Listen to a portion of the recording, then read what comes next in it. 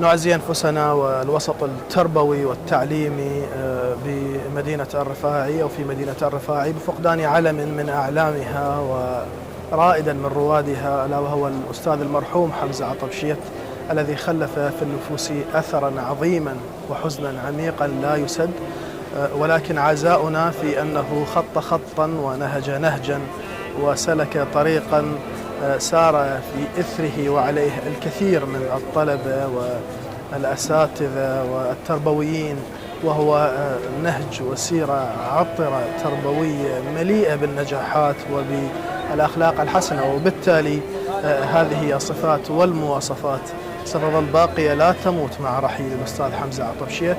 وأيضا عزاؤنا في من بقي من أولاده وأسرته، ونكرر عزاءنا لمدينة الرفاعي وللأسرة التربوية عامة ولأسرة الفقيد وذويه، ونسأل الله تعالى أن يلهمهم الصبر والسلوان، وأن يكون حاضرا دائما في قلوبنا ومخيلاتنا وفي كل مجالسنا وأحاديثنا التربوية. بسم الله الرحمن الرحيم، والصلاة والسلام على سيد المرسلين محمدا وعلى آل بيته الطيبين الطاهرين. رحم الله فقيدنا الأستاذ الطيب الأثر حمزة عطبشيت. طبعا مثل ما تشوفون اليوم هرعت جميع المدارس الأهلية والحكومية لمسيرة تأبينية تخليدا لهذا الرمز الطيب، لهذا الرمز الإنساني الذي لطالما مد يد المساعدة لجميع أبناء الطلبة. كان وجوده يضفي جمالا على في أي مكان كان يحضره. الأستاذ حمزة عطبشيت كان من الأساتذة المتميزين علميا وأخلاقيا، كان من الأساتذة الذين لا يقصرون في مد يد العون للطلبة. هناك الكثير من الأثر الطيب، لكن نقول رحمه الله وإنا لله وإنا إليه راجعون. اليوم كل المدينة بكوادرها التربوية، بطلبتها، بالمدارس سواء كانت مدارس بنات أو بنين، اليوم كلها حزينة جدا لفقد هكذا نموذج تربوي، وإنا لله وإنا إليه راجعون. أستاذ حمزة عطبشيت اليوم ما شاء الله هاي المناظر اللي شفناها اليوم من الطلاب من الأساتذة، حتى نبرة صوتنا اليوم مختلفة. الأستاذ حمزة عطبشيت مثلا مو مدرس يطرح المادة العلمية وانتهت، لا، كان أب إلنا، يعني مثلا في دوراته في مدرسته يعاملنا كأبناء، يعاملنا كأولاد إله، ما يعاملنا أبد كمادة علمية، وهذا ما أقدر أكمل بعد، هذا يعجز الوصف. أعزي الهيئة التدريسية في مدينة الرفاعي، إخواني وزملاء المدرسين والمعلمين، وكذلك أبناء الطلبة والطالبات بفقدهم الأستاذ الكبير، الإنسان الفاضل الكامل الذي كان مثالا للإنسانية. لقد فقدناه بكل حرقة وألم. إني أعزي نفسي أولا بفقد هذا العزيز، هذا الإنسان التربوي الذي تعلمت منه الكثير، أنا زميله وتعلمت منه الكثير. لقد كان راعيا لي في كثير من الأمور التربوية والاجتماعية. أعزي المدينة بكوادرها التدريسية والتعليمية والطلبة والطالبات بهذا المصاب الجلل. أعوذ بالله من الشيطان الرجيم. بسم الله الرحمن الرحيم. الحمد لله رب العالمين، وصلى الله على محمد وعلى آله الطيبين الطاهرين المعصومين، واللعن الدائم على أعدائهم أجمعين. بسم الله الرحمن الرحيم. إنا لله وإنا إليه راجعون.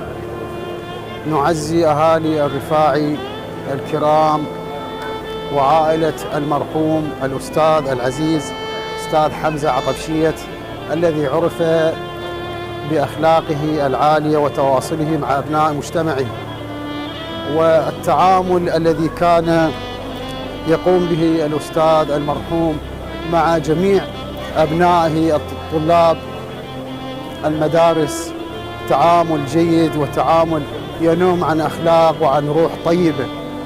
لم يكن تعاملا ماديا أبدا، وعرفته قد درسني